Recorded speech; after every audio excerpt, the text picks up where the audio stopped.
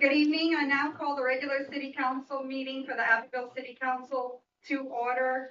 It is Tuesday, June 17th, 2025, 5:30 p.m. Kathy, can you give me a roll call? Councilman Campbell. Here. Councilwoman Russo. Here. Councilman Russo. Here. Councilman Faison. Here. Councilman Hardy. Here. Mayor, you have a quorum. Having a quorum present, I will go ahead and call on everyone to stand up. And Councilman Francis Faison, I'll ask you to lead us in a prayer, please. Let us pray. Heavenly Father, we thank you for this opportunity that you have given us to conduct business for our beautiful city of Abbeville.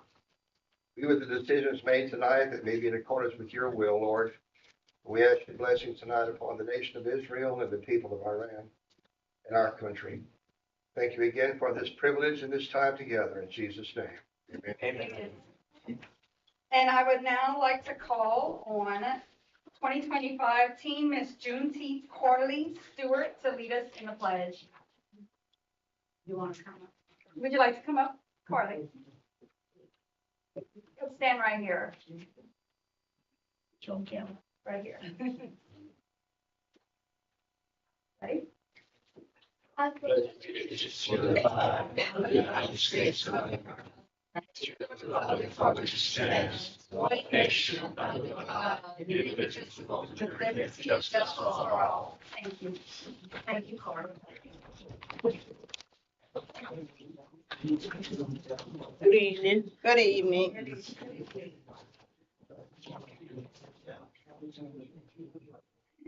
Okay, before getting started, I will call for public comments on any agenda items, but before doing that, I will go over the housekeeping rules because we do have a full house tonight.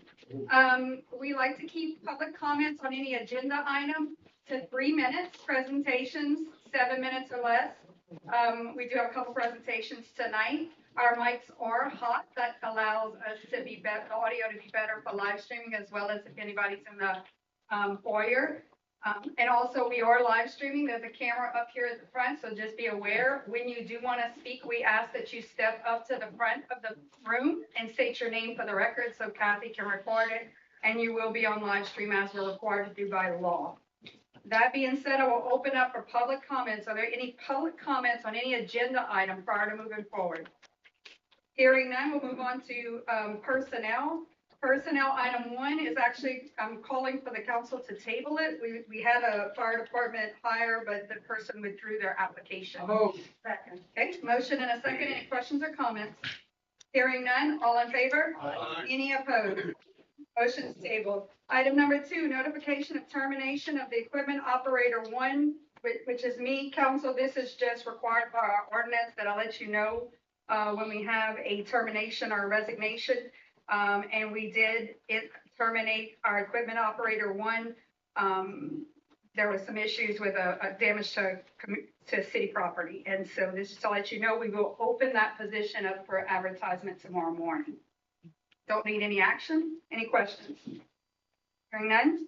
Moving on to item number 3. Item number 3, to accept the resignation of Robert Riggs from the Abbeville Police Department. Okay, a motion and a second. Any questions or comments? Chief, any comment? No comment. Okay. All in favor? Aye. Any opposed? Resignation accepted. Chief, you want to cover part-time pay? Just Yes, I do have that. Okay. Uh, We don't need any action on this, but we did hire 1 part-time officer last week.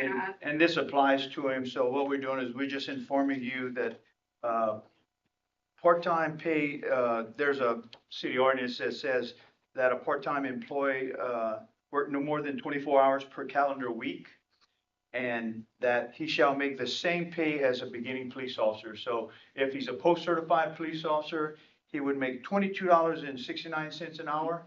If he's a non-post officer and he goes to work as a part-time officer, it is $19.23 is what we hire our beginning officers that have no experience. If y'all recall, when we hired Shane Moe part-time, he works offshore, but when he's in, he's been working. The chief had stated on the record that it was $11 and something pay. So Yes. I mentioned to him that I thought that was. Because that's what we paid some guys when I first took over. But then I looked at the ordinances and I saw that we have in ordinance, we're Yes. supposed to pay him opening pay, so I sent him that today. And so the Yeah. don't take any action, is just because what we stated. Just on to the inform record. you that is an ordinance and that's what we're gonna do and that's what we're gonna pay him when he does work. He doesn't work a whole bunch, but when he does, he'll come and put in 12 hours sometime or 6 hours. And, I wanna pay him what we're supposed to be paying. Yeah, and then there's no additional benefits. No, he has no benefits. This is a part-time job. And since he was working at that lower, salary, does he get paid? He I did told talk the to us chief about to make that. sure that they figure out the hours. If we have any money that we owe him, we'll pay him the difference, yes. Yeah, and I don't think we need anybody on the road for $11 an hour doing that job, so. That's it. Any questions or Next. comments? Hearing none? That's it. Moving on to presentations. We only have one presentation.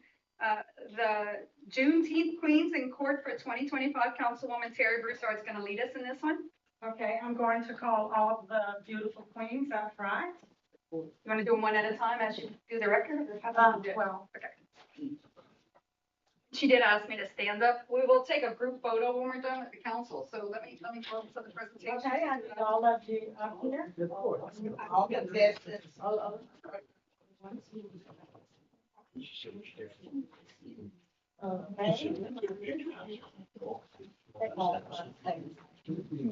Okay, what it reads is, this is it. Juneteenth, a day of recognition, restoration, celebration. Congratulations, 2025 team, Miss Juneteenth, Carly Stewart.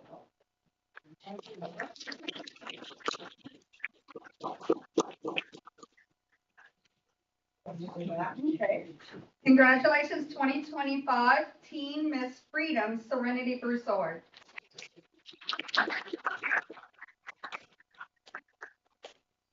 Juneteenth, a day of recognition, restoration, celebration. Congratulations, 2025 Miss Freedom, Carmen Landry.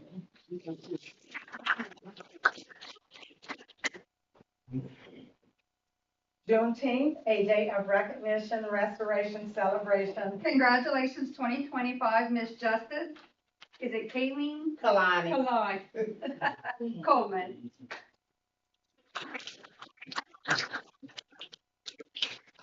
Okay, Juneteenth Day, recognition, restoration, celebration, congratulations. 2025 Teen Miss Justice, Kylie Bolden.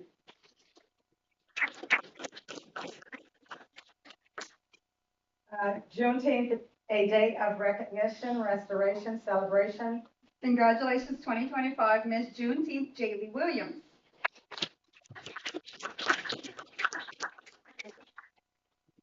We're missing one. Yeah. I just- Tell me your name and your title so we can say it with right. My name is Demetri Fuji. I'm the 2024 to 2020. It's just for the. Oh, 2024, 2025. So we will get you a certificate. I apologize, I wasn't sure that. I'm sorry. Congratulations. There's one more. If you could just have. There's one more. One more. There, what about that young lady?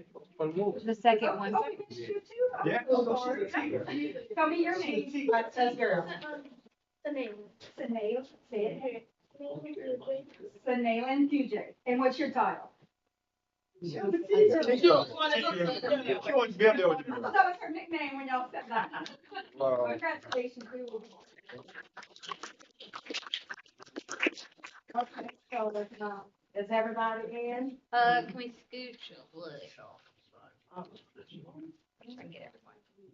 All right. I know. I got a bunch. I got a bunch. Thank y'all. I got it.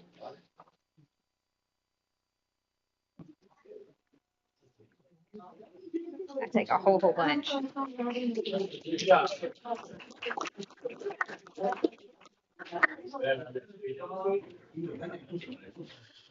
Okay, good. Y'all want to get just spend some of it. Okay, that's it, ladies. Thank y'all so much. To say, and the housekeeping, that once your item of business is taken care of, you are welcome to leave it. We just ask that you do so quietly. You are also welcome to stay. But, if you would like to not stay for the whole meeting, that's okay too. So that's it on the presentations. We're moving on to approval of bills and budget reports. Item number 1, to ratify the bills paid in the month of May 2025. Move. Second. Motion and a second. Any questions or comments? Bye. Have a good night. Y'all have a good night and thank you. Enjoy your celebration. All right. Do you have a motion and a second? Any questions or comments? Thank y'all for coming. Hearing none. All in favor? Aye. Any opposed?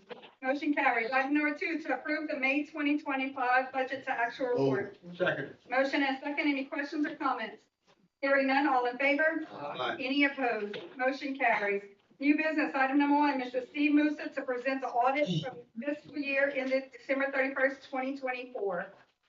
Musa, you have the floor. Good evening. You have with you the audit report. We gave a clean opinion for the year 2024. It's been submitted to the legislative archers for approval and public record. I provide you a graph presentation separate, just to give you some highlights from the year. I'll turn past the table of contents.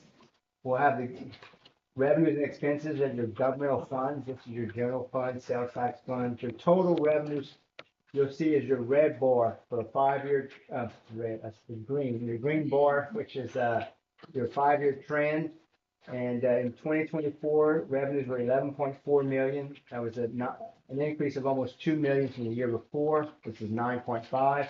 The increase is attributable to federal and state grants you received, mainly in the capital outlay for street overlays and also your fire grants that actually came through the city as the host, and it was distributed to different fire districts and municipalities for the equipment. I think that was like 600 something thousand, if So, I recall yeah, correctly, and it was a pass through, right, Chief? Yeah. So your expenses for the year were 16.8 million in the general fund operations of the government. That was an increase of 3 million. The good news is that was all related to capital outlay as well. 2 million on roads, 800,000 fire districts, and then we had some of the revenues came in 2 million this year, and we had 800,000 the year before that carried over into this year. So overall, everything's pretty much in line. You'll see 2021, 22 were the COVID relief years where we got a lot of money from the federal government. That's why you see the high increase in revenues and expenses in those years. 2020 is probably your year prior to COVID, and that's where we're going to be trending to if we're not getting any federal and state grants for capital outlay. That's your operations. For those that don't know, it is not uncommon for the city government general fund to operate at a deficit. It's actually impossible for us not to here. But what happens is the profit from the enterprise fund, which is utility sales, supplements the general fund at the deficit, correct? That is correct. It's funded by transfers from the utility. And we'll have that in its coming graphs. I'll show you that. Just to give you an idea on the next pie chart, it's governmental revenues. A little bit over half your revenues come from sales tax. You get about 29-30% from state and federal grant and or operating funds. Then property taxes is about 4% of your revenues. License and permits, 5%, and then you get other revenues, different amounts, totaling about 7% of your total revenues for the year. The next page is your expenditures in the governmental fund, your general fund. And this is, of course, the police, fire, street, administration, so forth. We show you the pie chart. You're spending over 50% of your total budget on public safety, which is the police and fire.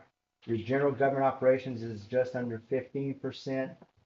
Capped outlay, 17% this year. That was a bit higher than usual, but that's because of the federal and state grants we received. You spend about 8% on maintenance of your highways and streets. Cultural recreation is about 3%, and then debt service just under 5% of your expenditures for the year. It's also because we're trying to use more funds to actual capital outlay improvements like roads, prioritizing roads, water, sewer, drainage. So we have had an increase, yes, through grant funds, but also because we've been intentional about making sure we put the money where we're supposed to, which is in our infrastructure. As you mentioned earlier, Mayor, the utility fund, your enterprise fund, supplements your government operations. It allows you to provide more services to the citizens. And on the next graph is a 5-year trend of the gross profit from your utility fund. And that's electric revenue, as you can see, has been pretty steady, about 12.5 million, fluctuating a few hundred thousand each year. The cost of that utility runs about 6 million. It peaked in 22, about 6.4 million. This past 2 years, it's running about 6.3 million cost. So your gross profit is between 6 and 6.3 million over the last 2 years. And that is what you're using to supplement your general government operations. I think it's pretty amazing, Steve, we look 20 to 24 on the chart. It's almost, it's not identical, but it's very close. It's real consistent, isn't it? Yes, and Yeah. that's through practice management on keeping your cost in line, and then you're not having to raise the cost on your citizens for additional revenue. So you're keeping it pretty much in line, and it's been enough to cover your costs, which you mentioned, the general operations. You net 6 million profit, but you transfer 5.4 to general fund to cover deficits. So. That's right. Okay. So it's leaving a little surplus for maintenance in the utility department, and so. And we put some of that into our savings fund, our rainy day fund for hurricanes, because. Okay.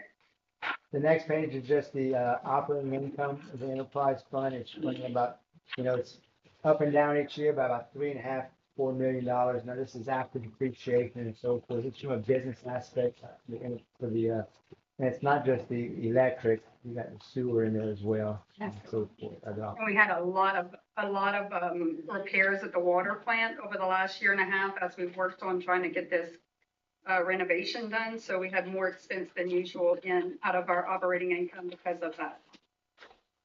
The next pie chart is just salaries and wages. You're providing a lot of service to employees, and that's a major expenditure for the city. But as you can see over the last 5 years, we've pretty much kept it in line. We went from 6.6 million in 2020. Today it's 6.8 million. And that's including the pay raise that we gave police at a rate of $13,400 for every person in that department, which was implemented January 2023. So that's where you see the increase in 2023 and 2024. That is correct. And then the retirement costs, not along with the salary we pay and the city pays, we have to fund the retirement costs. And that's again, it's running about $1.5 million a year, and it's in line with the salary expense, but also the rate the state charges. And the rate they charge has not fluctuated greatly. It's between 30-32%, typically for police and fire, and 8%. With 36% for fire. It's maybe 33 for police, and is it 13 or 15? 13 for municipal employees. Yeah. And we want the public to know that it is the state legislature who sets those rates that we must pay for retirement of those departments. And then health insurance is a benefit to the employees, and we self-insure for part of that cost, and we have a reinsurance. For the actual claims, premiums paid, less recovery from self-insurance, the cost to the city was about $3 million this past year, which is up. We have a 3-year trend of increasing on those costs, although 2021 was our worst year as far as cost. It was $3.1 million, but overall, it's a significant portion of the benefits we provide to the employees as well. But it's competitive with industries and so forth to keep the employees. A large portion of that costs prescription drugs. Yes.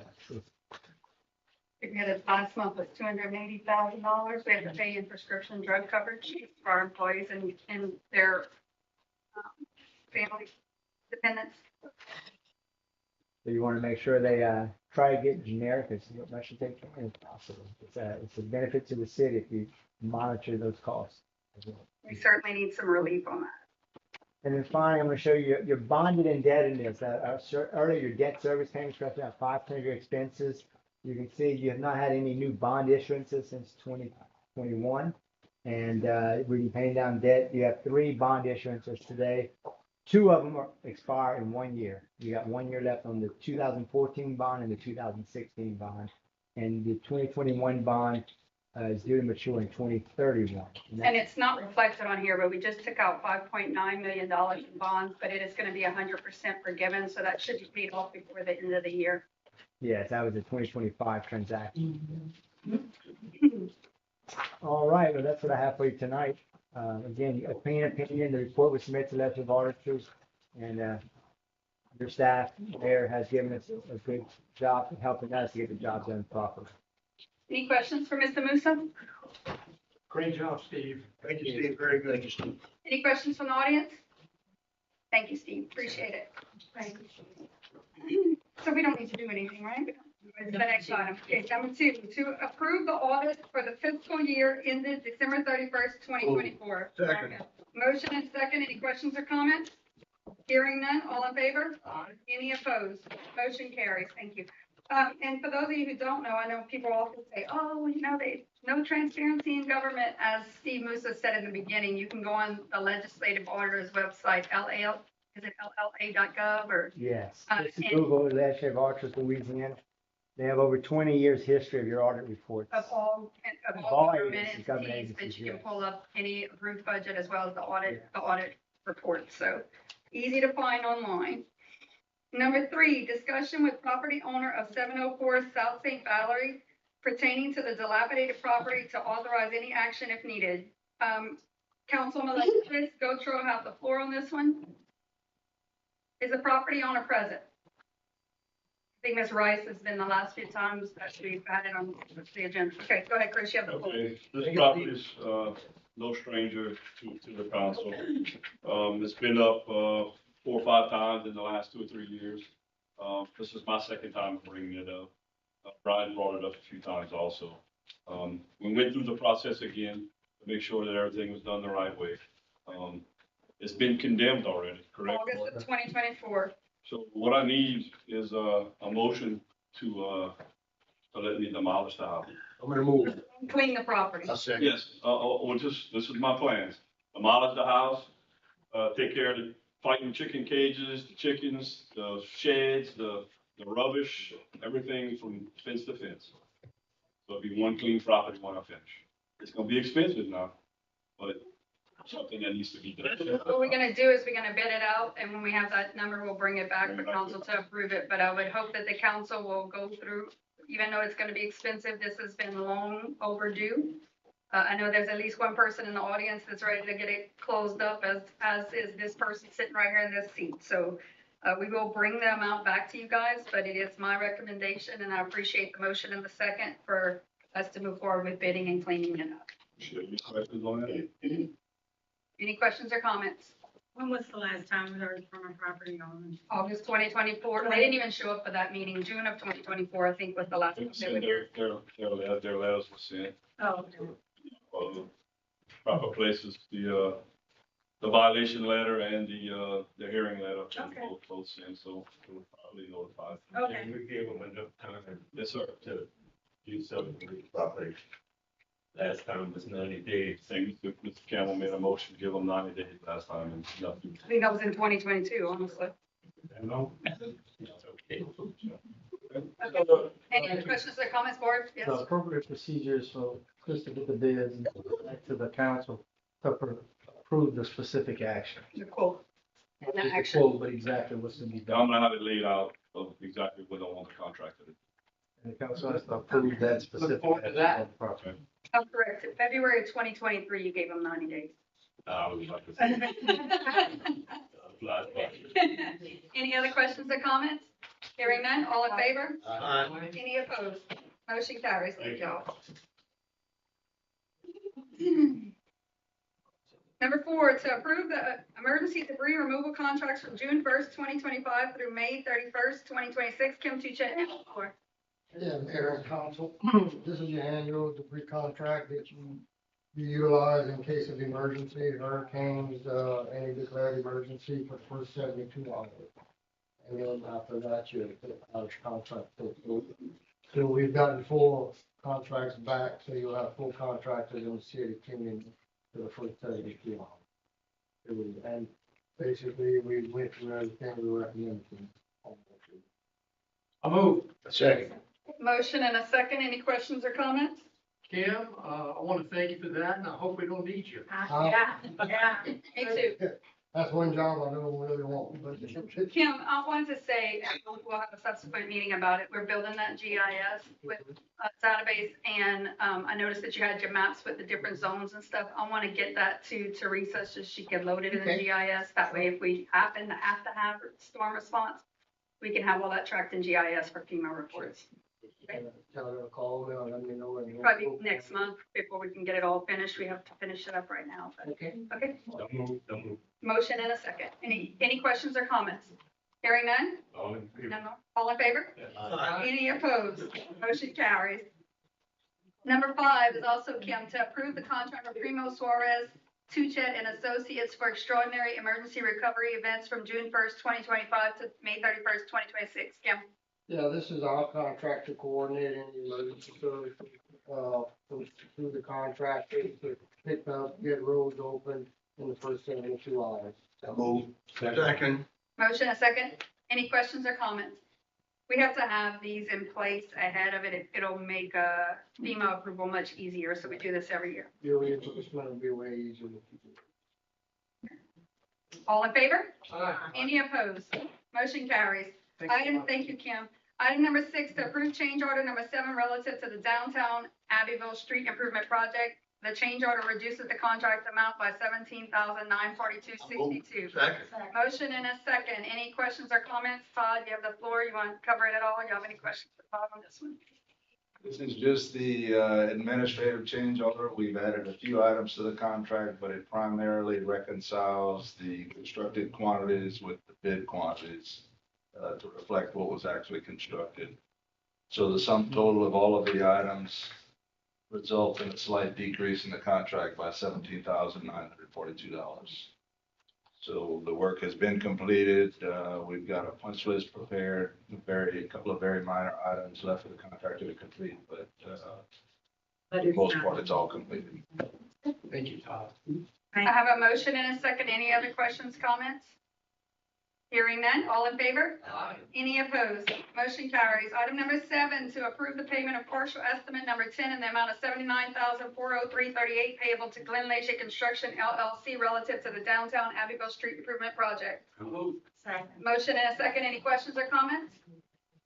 This just is this final payment with the exception of the lien retainage and the punch list retainage that will be paid after a 45-day lien period.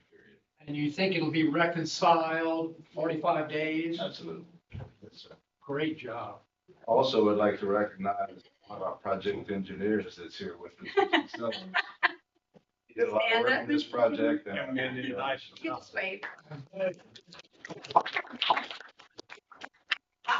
I take a little honor and a little offense to the fact that you retired after that project. Just kidding. Thank you for all the work both of you did on that project. We appreciate it. Okay. Okay, have a motion and a second. Any questions or comments? No more? All in favor? Aye. Any opposed? Motion carries. Item number 8, to adopt a resolution authorizing the mayor to accept the Abbeville Downtown Street Improvement Project as complete and sign the certificate of substantial completion. Oh, second. Motion and second. Any questions or comments? I think Todd kind of covered that already. All in favor? Any opposed? Motion carries. Item number 9, to adopt a resolution authorizing the mayor to execute and submit all necessary documents relative to the fiscal year 2024 Safe Street and Roads for All SS4A grant for Charity Street and LA 14. I have it. I'm going to tell y'all in just a second. Does anybody want a second before y'all want me to cover it? Okay, motion and a second. Christian, you want to flip it? Yeah. So, I have a bigger I picture. wanted to look at the date that we applied for this. I think it was about 6 months ago. We submitted a grant application for the Safe Streets for All grant. This is actually for planning and demonstration. This is not for construction yet. But we are taking Charity from the state and it will become a local road. And as part of that advanced planning before we take the road, to look at, and I'm going to show you another slide right after this. The red portion in this slide is the segment that we're going to be doing the planning and demonstration for. Advance it, Christian. And where that project came from.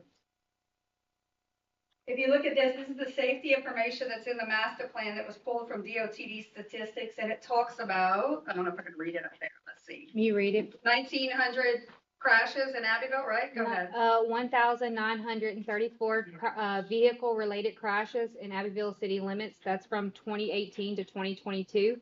5 crashes were fatal. 21 were suspected serious injury crashes. 13 crashes involved cyclists. 1 fatality. 1 suspected serious injury crash. 22 crashes involved pedestrians with 1 fatality. 5 suspected serious injury crashes. As of 2020, Vermilion Parish ranked 20th for crashes compared to all other Louisiana parishes. Hotspots for crashes involved Veterans Memorial intersection with Park Avenue, State Street, and John Hardy Drive. I know I think since this plan, we've had at least one additional pedestrian and bicycle fatality on the bypass while this plan was being written. Go to the next slide, Christian. So this is what those statistics look like on what's called a heat map from DOTD. So you can tell at the top, of course, the bypass where you have higher speeds, the most dangerous. So when you look at the stats of deaths, fatalities, and pedestrian, bicycle, and vehicular crashes, the yellow and red are the most intense. The dark red without the yellow is the next level under that. And then as you would assume, the major corridors, right? Lyman Street, Charity. You've heard us talk about this over the last 3 years as we went through the master plan. So when the Safe Streets for All grant application for planning and design and demonstration, when that opportunity came up, we thought it would be prudent to look at Charity Street, since we know it's probably going to be the next one transferred to us from the state, and look at how can we enhance some of the pedestrian, bicycle, and vehicular safety along Charity, especially knowing that we have over 80 children that go to J.H. Williams that bicycle and walk to J.H. Williams from all over town and don't really have a safe way to get there. And so we were selected, we put in the application, we were selected for a grant, which is going to allow us to do some demonstration and design, similar to what we did with downtown, to test some concepts and figure out if there's some changes we want to make ahead of the road work that we will do on Charity when the state comes in to overlay the road. So the grant is for $160,000 for planning and design work. It's federal highway dollars through US DOT. And our match is $40,000 of in-kind, meaning employee hours, laying stuff out, volunteers. So no out-of-pocket costs for the demonstration or the design and planning work. And the goal is to have a really good plan in place so that when we get the money to do Lyman and Charity and all of the corridor of Charity, we know what we want based on public input and feedback. God knows, I don't know if I have the energy for another demonstration project for feedback, but I'm going to do it because if the council so chooses, because I think it's a great opportunity and we all know the problem exists. This is the data that supports it. So that is what this is. I have a motion in second. I'm going to open the floor for discussion. There's one more slide. Oh, one more slide. This is the vision map from our master plan, which is, if you look at it in comparison to the heat map, it's basically saying everywhere as you see the little yellow and red, that's a node that the community identified as an area that we think we should concentrate different development and planning in. And the center black circle is actually Charity at Lyman.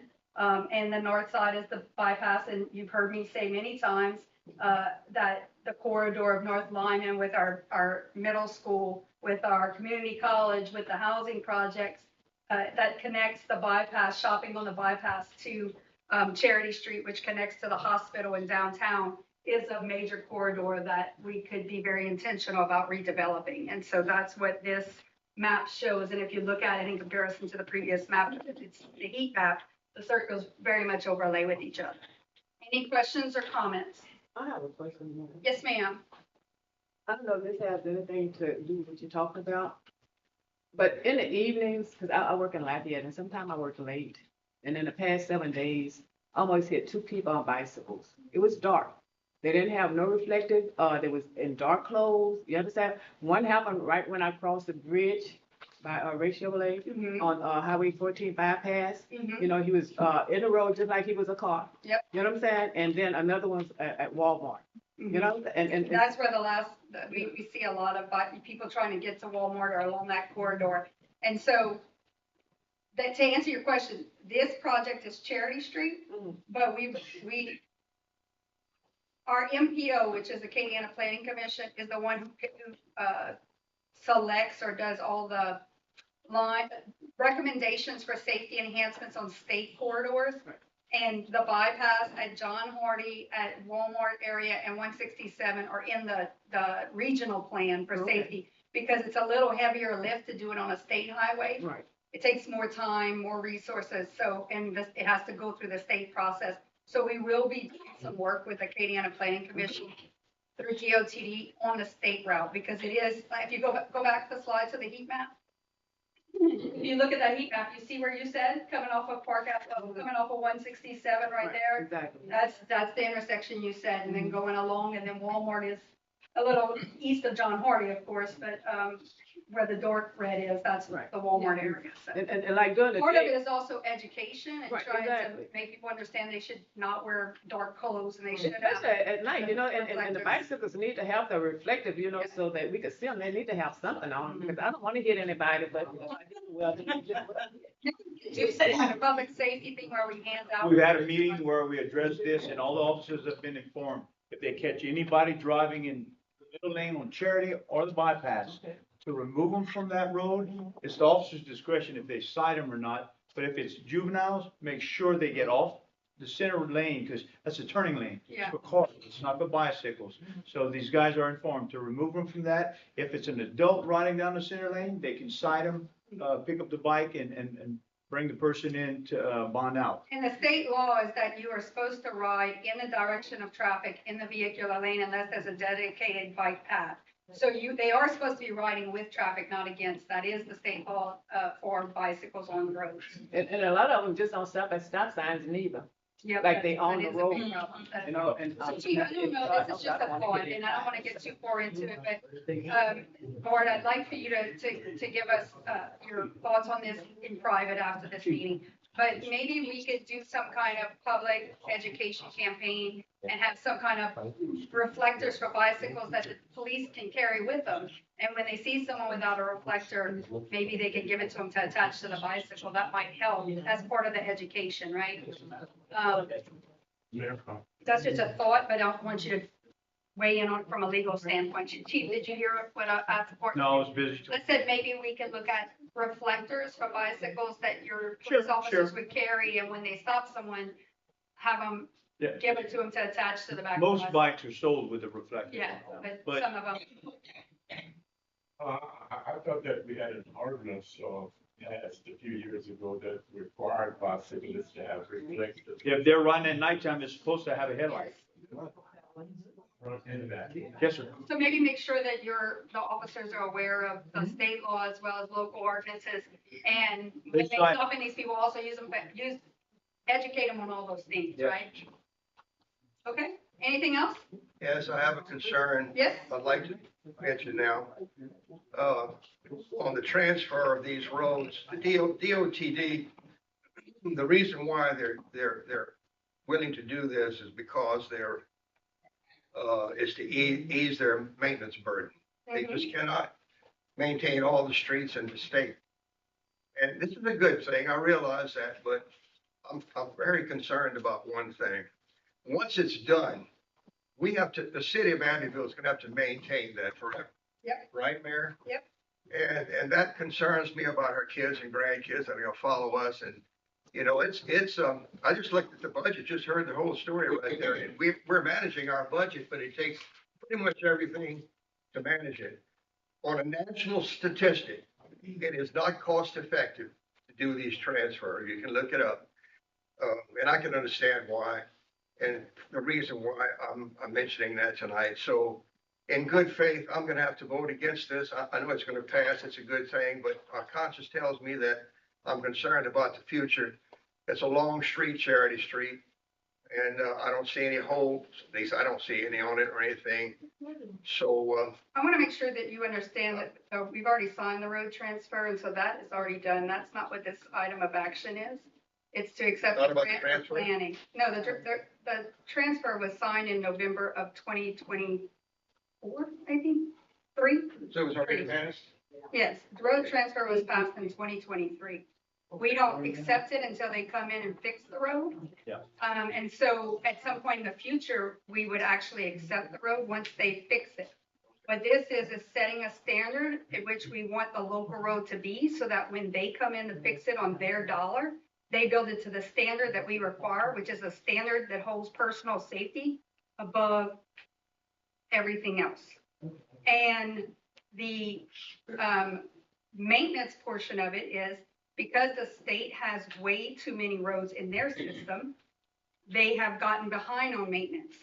And if you're fiscally responsible and you get your roads on a maintenance program where you're actually coming in and chipping and sealing as opposed to having to reconstruct them. So if you put them on a regular maintenance budget over time, your cost to maintain your roads is much lower.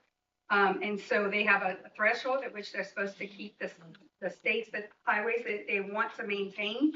And although I can appreciate your thoughts on it, and I think that many people share those thoughts, the road transfer was signed in 2023. But the fact still remains that the city will have to maintain those streets from now on, right? Yes, sir. Once they're done. Okay, I just mentioning that.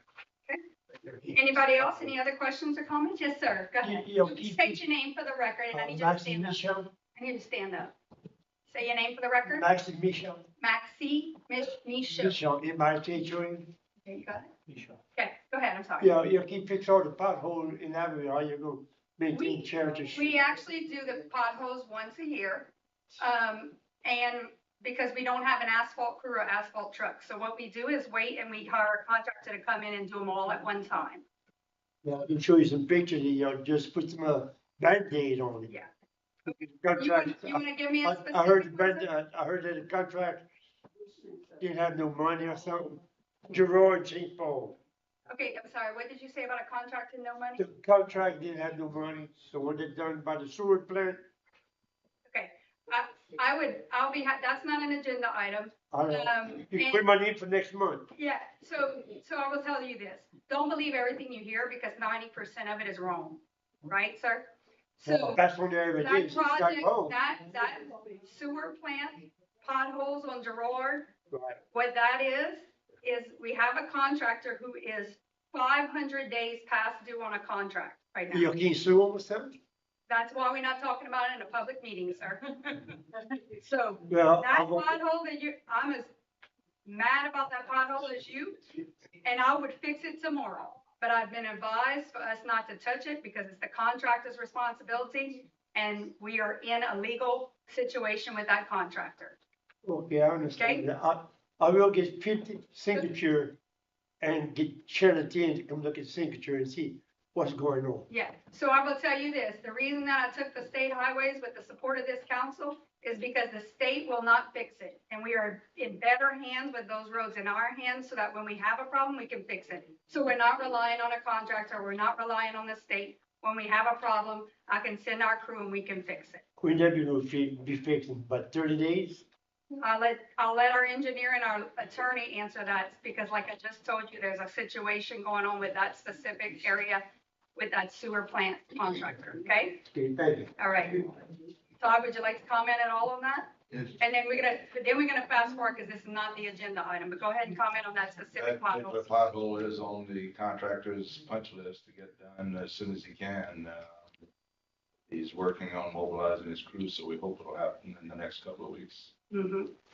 But their history has not been the greatest, so it's just a matter of getting it here. Okay. All right, any other questions or comments? Hearing none, all in favor? Any opposed? Councilman Plazo's? You had said you wanted to oppose? Anybody else? Councilman Hardy, did you answer one of the others? Yes. Okay, all right. So I have 4 in favor, 1 against. Motion carries.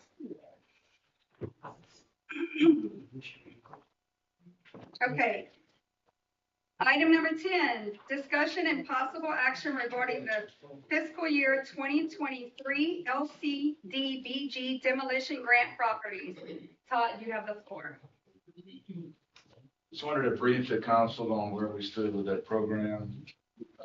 We received bids on 2 different phases. We split the project up into 2 phases.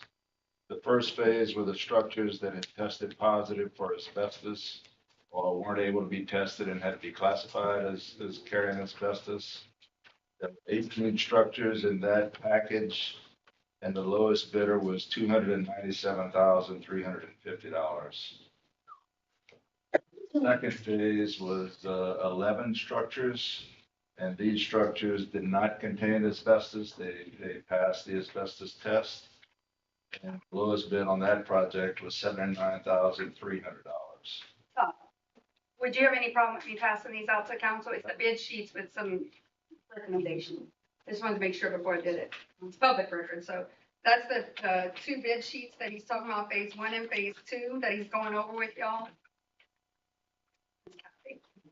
So the first one is the 297, you see it in the first column, Lathan Construction, that's for phase 1, the asbestos containing, and then phase 2, 79,300 Feller and Sons.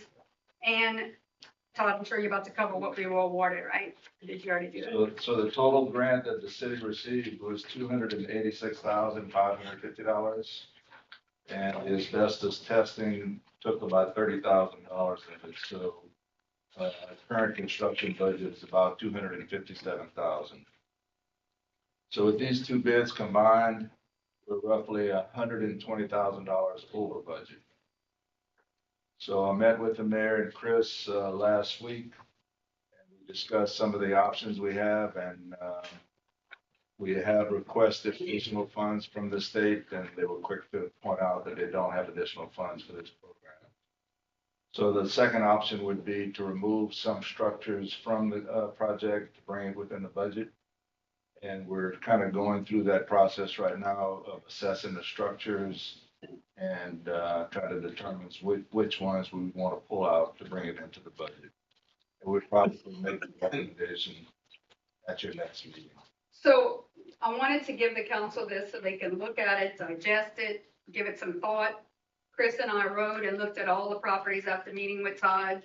On the last page of what I handed you, Todd, and I'll give you mine whenever I'm done. What we looked at was, if you look at over budget 119,525, that's what Todd just covered. And what we discussed is there were 4 structures that were not actually physically tested because the structures were too unsafe for the asbestos tester to go in. Of those 4, 3 of them I feel are way over bid, right? The cost is way higher than they should be for a structure that size based on all the other structures that we looked at and the amount of asbestos found in them. One, I think is reasonable. It's on Green Street, I believe. Green? Yeah, it's a washateria that we got a bid 5 years ago and it was around 20,000 and that one came back at 23,500. So I left that one in, but the other 3 are much smaller structures. We know they don't contain 100% asbestos. And they were also bid at 23,500. So Todd had suggested taking those 3 out, which reduces it to it reduces to the over budget to 49,025. And then what Chris and I did yesterday is ride all the structures again, look at everything, look at, and I have in here under the 1, 2, 3, 4, 5 structures under that, 5 additional structures that would bring us down under budget.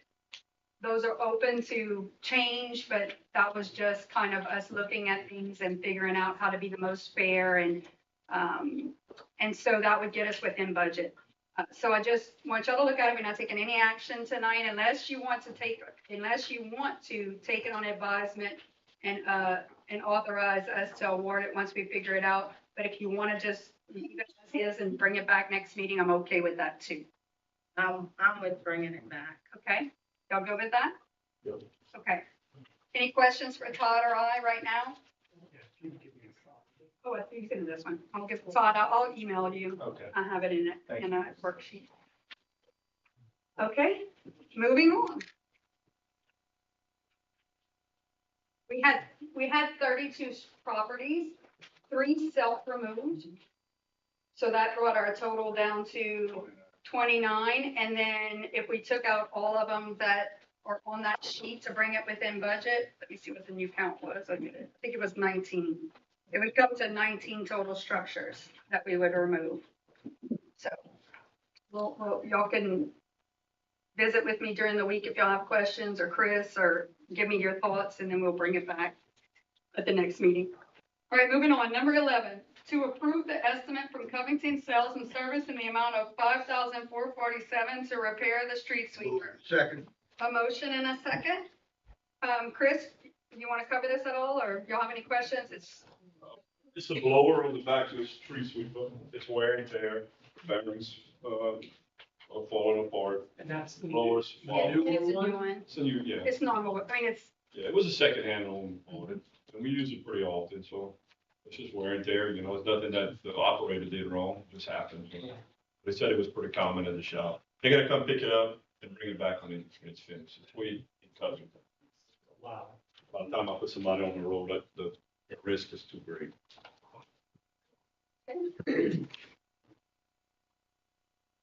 Any other questions or comments? All in favor? Aye. Any opposed? Motion carries. Item number 12, to ratify the City of Abbeville electrical crew site preparation work for the water plant at an estimated $32,000. Move. Second. Council, this is, we're undergrounding utilities behind the water plant ahead of the construction that we're about to break ground on. It's going to give us a bigger footprint. It's going to actually help with any outages in that area, help us restore power quicker, and give us a bigger footprint for the building and less conflicts if we ever have to go in there and work on the site. So I went ahead and told the crew to start prepping so we'd be ready when we break ground on the project, and that should be possible. I know we don't know an exact date right now, but we're going to give a notice if we have a meeting tomorrow, right? Pre-construction meeting is tomorrow. The loan closing with LDH is scheduled for next Wednesday. So once that's completed, we can issue a notice to proceed. Yeah, and I think I said it wrong. I said the bonds were going to be 100% forgiven, but it's the loan that's 100% forgiven. So basically the same thing. Yeah. All right. Any other questions or comments? Hearing none. All in favor? Aye. Any opposed? Motion carries. Under old business, we have none. Departmental reports, engineers. Todd, you have anything else? Kim, anything else? Nothing? Okay. Attorney Ford? Public Works Director Chris? I'll take questions if, pretty rough day today. I don't know, well, I'll take questions if you have any. You checked out that second appointment? I didn't get a chance on the second one yet. First thing in the morning. Okay, it went by on the attorney, and I let it slip by here, but I'm gonna bring it up to you. 18 years now, I've been trying to see what could be done with that old Schwegman building, and it's still standing. You have any idea? It's actually, And our attorney, what can be done? well, it's actually been sold, right? They subdivided. Excuse me, we got to jump off. Right. Yeah, dude. Thanks, man. Yeah. Thank you. Yes, ma'am. I just made them bush hog that lot, because I got a complaint about it. And they were fast to get it done, but they've subdivided those lots there. And they had So new construction. construction, that's being worked on right now as far as for the plans, right? Kim, didn't you just bring that to zoning and planning this week? Yes, they should start within the next few weeks, the lot next door to McDowell. So, I guess we can say what it is. Yeah, I mean, it's public record. Yeah, It's a plasma center. It's a plasma center, blood plasma center. Yeah. New building, new development. I don't know if they sold any of the rest of the horses or not. Not that I've heard yet, but. Now, the building itself, the Schweigen building itself, I don't know. I was never approached about tackling the building itself, you know? I just don't know it's in not enough shape to condemn it, you know? I mean, just because we don't like the way it looks, don't mean that It's all collapsed inside, I understand, right? We don't have any. Well, I don't know, you know? it was already checked, it's collapsed inside. Is it in litigation or that's been? No. One of the problems I had with all of that, it just surfaced again yesterday with Roses leaving. I went over there. The problem they're leaving is because they don't want to leave from there, but the owners of the building are not doing what they need to do to maintain the building. That's exactly right. And so these people that own these properties that live in who knows where and not maintaining the buildings, I mean, we don't want to lose businesses. They told me yesterday, we don't know where we could move downtown or anywhere, but we have to leave because we can't, the building is not suitable for us anymore, and they won't repair it. And many people are upset that road. Exactly. Now, the same thing is happening with this eyesore Schwegman's. People are worried about Mr. Boudreaux's house across the street from Popeyes. They need to worry about the old Schwegman building. And these things stand up, and the mayor's doing her best to beautify the place. And look at that list we have of all these houses that are going to be demolished. Those are homes. And yet these buildings, these people are not maintaining them. So the owner's not even from around here. I don't know if we have an ordinance, that would say that as soon as Rose is moved out, maybe we don't put power back to that building and we make them tear it down. I don't know what your ordinances say. I'd have to read it in depth on a building like that, you know? I don't know. If you take away the power, they can't rent it again. I mean. Do we know who owns it? It is a which foreign one? corporation, it's not local. Which one? The Rose Swagman's. is on, Rose, well, that's what I'm asking, because we talked about two properties. Talking about Swayman's, Rose is the same thing. Who owns that? Either one. Rose Yeah, is I owned by a know. corporation out of California. Schwegmans is owned by Howe Properties, and it's marketed by a New York firm that places businesses. That's who's marketing that site right now. Chris is right, and y'all are all right, right? The council is the legislative body that needs to set ordinances and a standard that allows us to we don't have a legal mechanism right now to be able to go in that building other than the fire marshal for a fire safety hazard and shut it down.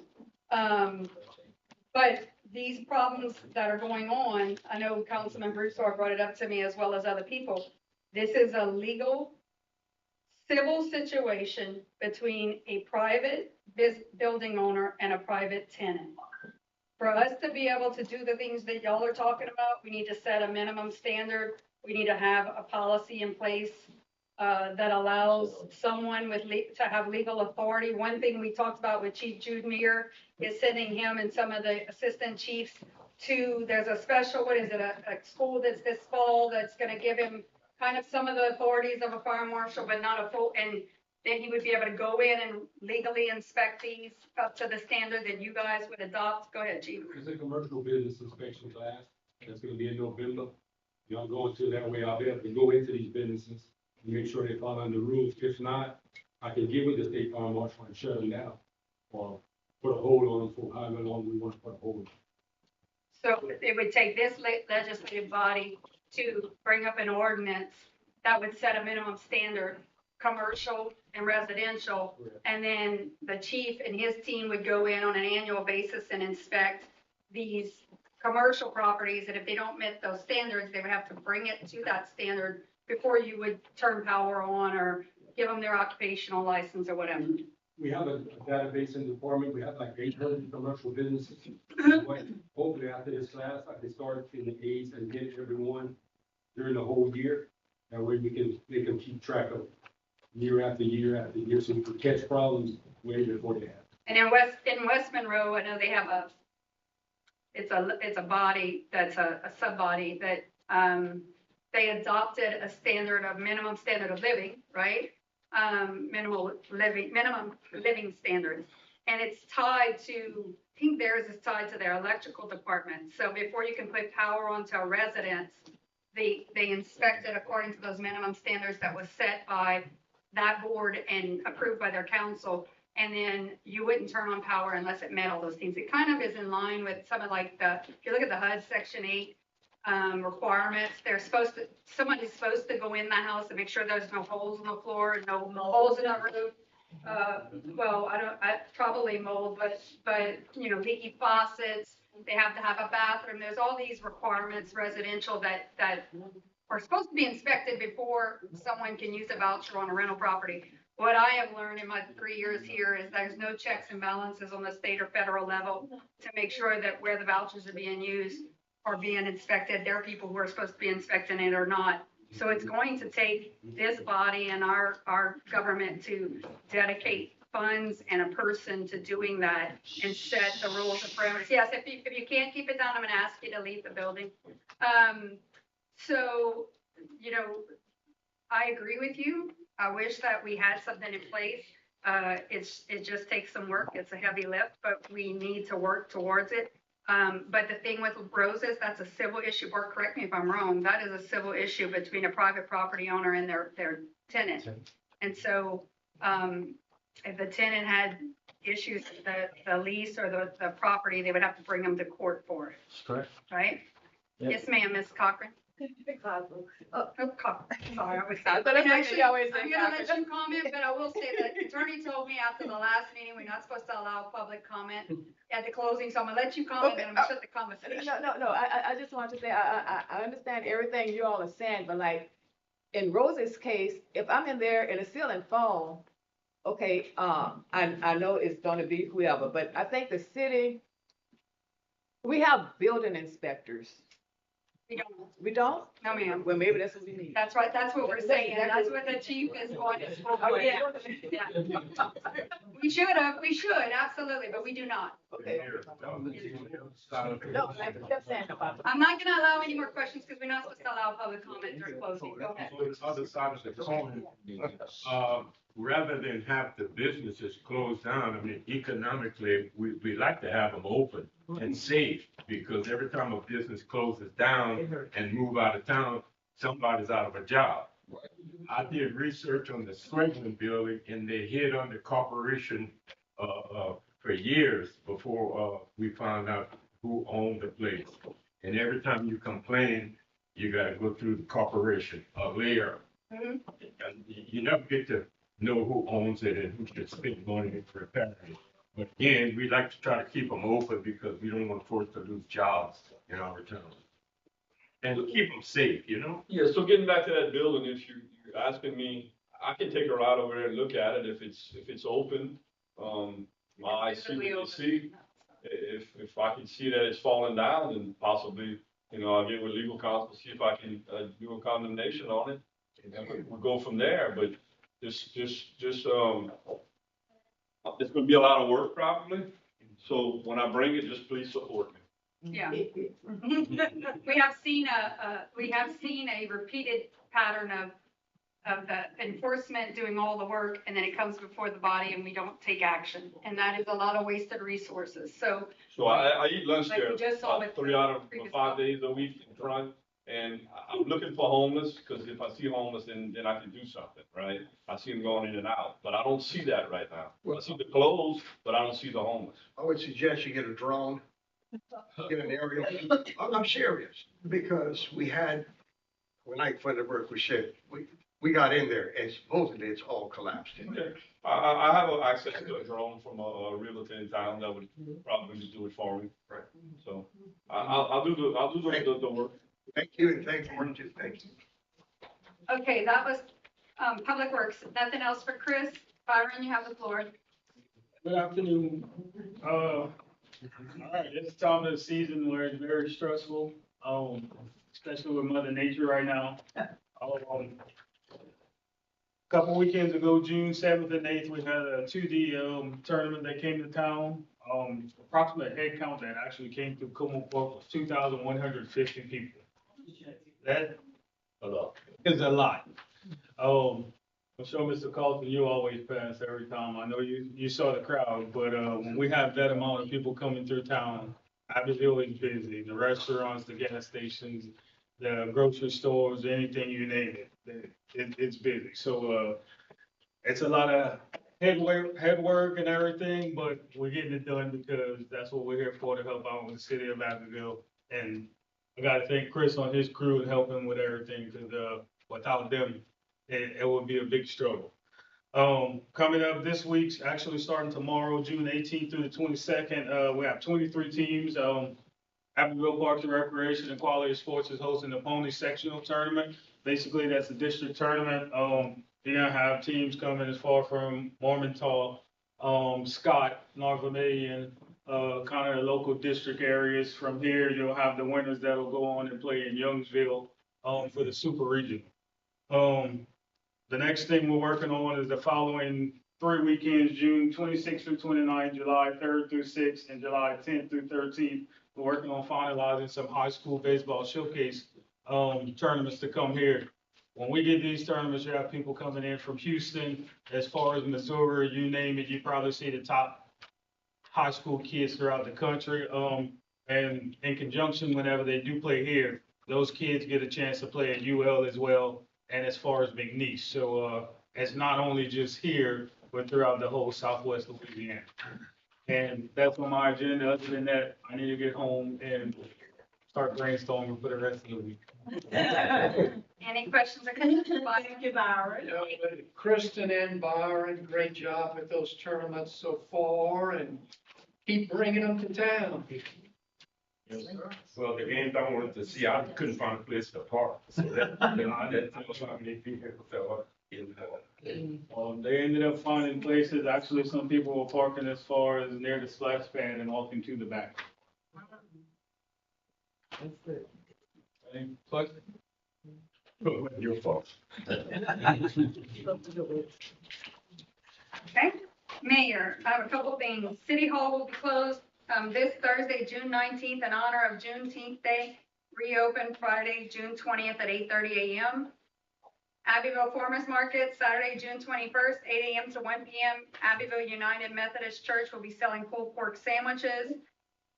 The next coffee talk will be July 10th, 7 a.m. to 8:30 at Starbucks. The new Abbeville school principals, Ryan Absher at J.H. Williams and Jenny Frick at Abbeville High, will be at that coffee talk. That's going to be our special guests. And at that one, we will be collecting gently used uniforms as well as non-perishable food items for the students. We ask if you're going to come to it to bring gently used uniforms and non-perishable food items. The Abbeville Mayor's Youth Council is currently accepting applications through August 31st for the 2025-2026 school year for 8th through 12th grade students living in or attending a Vermilion Parish school. So if you know a youth that is in that age range that is interested, we encourage them to apply. And if they're not sure where to find it, you can reach out to Christian. She can get you that information. I just wanted to say thank you to our legislators. They just finished session. It is not an easy task. No matter what you think, I go up there and spend quite a bit of time when they're up there, and it is not an easy task. Sometimes they have to they don't always, it doesn't always end the way that they intended to. But they work really hard for us. They built very valuable relationships. We have a great group of legislators who are trying to work really hard for our area. I think we will hopefully see some fruitful outcomes of their work that I'll be announcing once it's finalized. And they remind you that they don't get paid a lot of money to do what they do, and it's a lot of time away from their families. So thank them for what they do for us.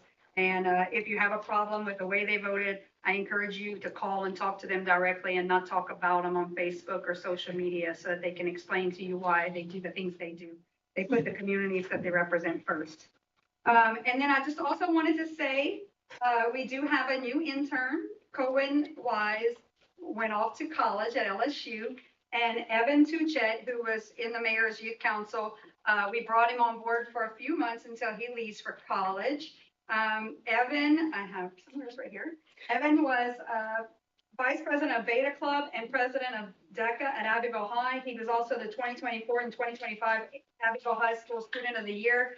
He has a fondness for photography and the digital arts. So I have him working directly under Christian, and they're doing an audit of the website, making sure all the businesses are up to date and other things. So that he's just came on board this week. He's gonna be working with us for, do you know when? Until middle of August before he leaves. So he'll be working with us until then in transition so that he can get some on the job experience. And that is all I have. Yep.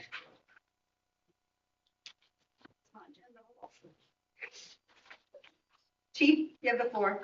Yes. Last council meeting, we had a resident that came in and complained about North Main and Fifth Street. People running stop signs and people speeding. Well, what we did is while we're doing this, I'd like to thank Chief Guy Naren and the town of Maurice for loaning us their speed machine. We actually counted the number of cars that went through there and counted how many cars were speeding through there. First week was on Main, parked the vehicle in front of John Valatero's house, and 96.79% of the people drive under the speed limit. Now, this does not tell you if they're stopping at the stop signs, but they're driving under the speed limit. On the second week, we parked the vehicle actually in front of Miss Sonia's house.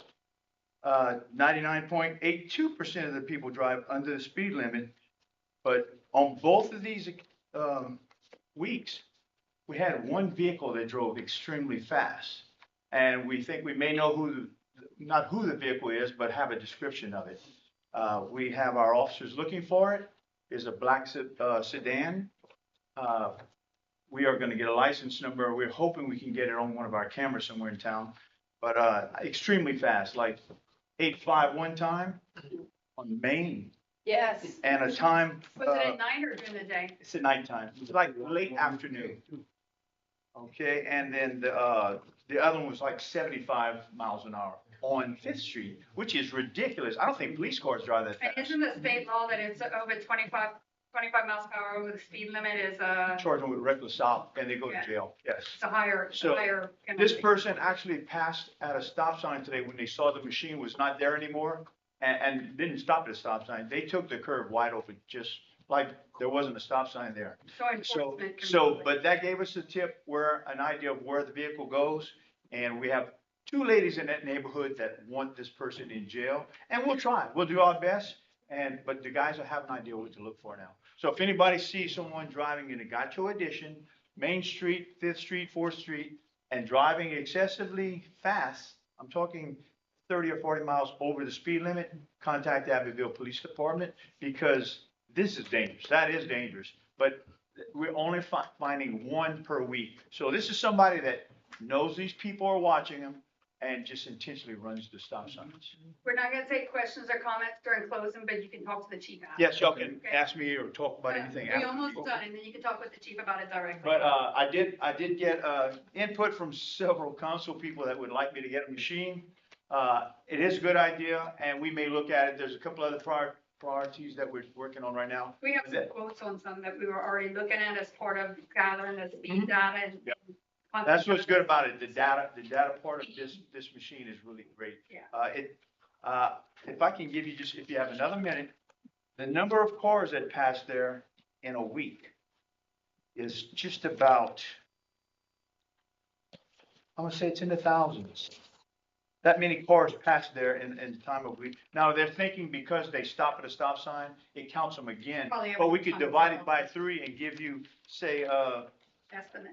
700, 800 cars pass there in a week, just on that In a street. week. Do you know how many a day? Divide that by 7. You have a copy? I Can you have get all a the copy of information. that Yes. report to me so I can Sure, look at sure, it? I'll get you a copy tomorrow. Yes, ma'am. Okay. But that's how, and then it measures the ones coming toward it, and then the ones going away from it actually don't follow the speed limit as much as the ones going toward it. So it tells you it's even a little bit more. So I'll get the information to you. Any questions for Chief Council? No. Nope. Okay, moving on. Fire Chief, Chief Drew Mayor, you have the floor. You had a structure fire that Friday. Yes, at the corner of 983, 4 a.m. in the morning when we had the bad weather, we picked that stuff by like. Stayed in the attic pretty much though, right? Yeah. What you told me? Yeah. Okay. Any other questions or comments? Hearing none, moving on to council. Councilman Campbell. Thank you, Mayor. I would just like to say that Juneteenth is coming, and we'd like to have everybody participate who would like to, and be safe. Thank you. Councilwoman Bruce. Yes, I'm going where he was on Juneteenth because I know that, we hear Juneteenth and some people take it serious and some people don't. I just wanted to highlight, the importance of Juneteenth to so many people. And I would ask that, you would go home or take the time to, in-depth research yourself. But I wanted to let you know tonight that Juneteenth is a holiday that is celebrated on June 19th to commemorate the emancipation of enslaved people in the United States. The holiday was first celebrated in Texas, where on that date in 1865, in the aftermath of the Civil War, enslaved people were declared free under the terms of the 1862 Emancipation Proclamation. So that's why a lot of people, it's dear to our hearts, and we celebrated. And I would ask that holidays like Juneteenth, Dr. King, that you don't just sit and listen to us, but you do your own research so that when we make all the noise and all the hype, you'll understand why we celebrate with love and compassion, and with the great fears, because it means so much to each one of us. And we're having an event this coming weekend, this Saturday, in Save the Ville at McKinley Scott Park. So I'm inviting you there, and whoever see New Darby before I do, just simply say thank you. He'll know what it's for. That's it, Mayor. Thank you. Councilman Broussard. Council, I want to tell you that the meeting I had in Abbeville, France with the mayor, I am talking about a movie on him with a producer right now. So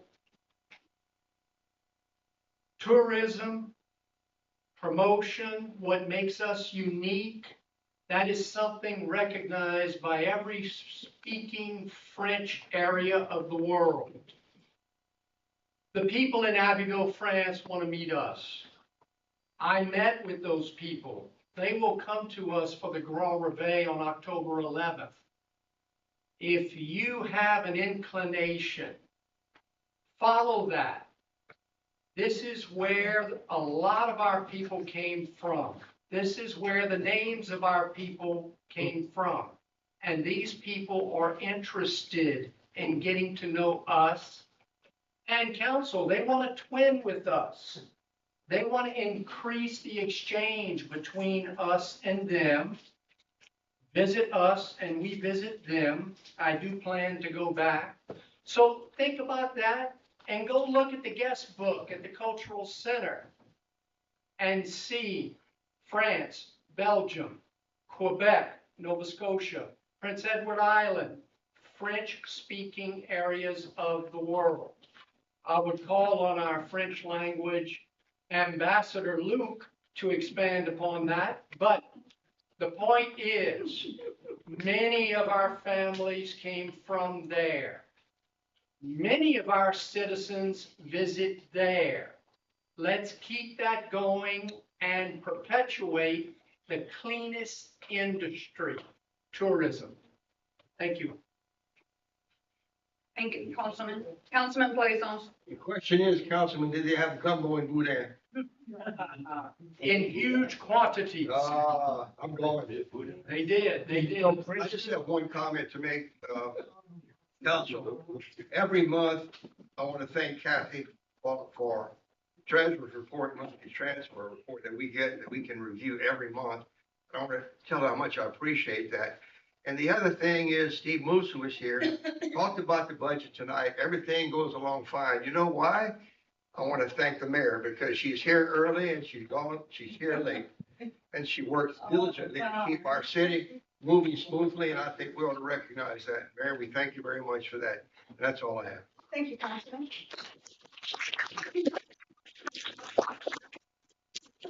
Councilman Hardy. One day you will. One day you will. Meeting adjourned.